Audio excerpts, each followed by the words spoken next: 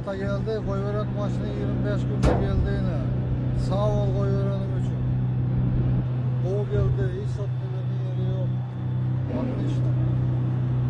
Sağ ol. Oğlanlar yine şu maşin bu arada aytıp geçeyin yine satılyanlar Daşoz velayetinde du EYS'nin nomerlarından bellek geçen şu an edil şu vakit çık düştüğüne gümrükte biz özümüzün trailerden hazır düşürdük maşinin değimi aytmak gerek değil görüntü bir bumper şu bumperi taktık olam orijinal Genesis'in Xitay zapçası yok Genesis sürüyen düşünen olan bilye maşin açık şu koca salonlu start stop panorama hem medat var değil yani kovrukçuklar hem medadı bayne yarım panorama olup gidiyor.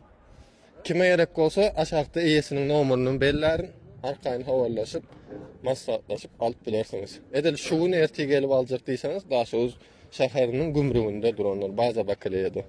Bunu söylemek düşünüyorum sağ olun.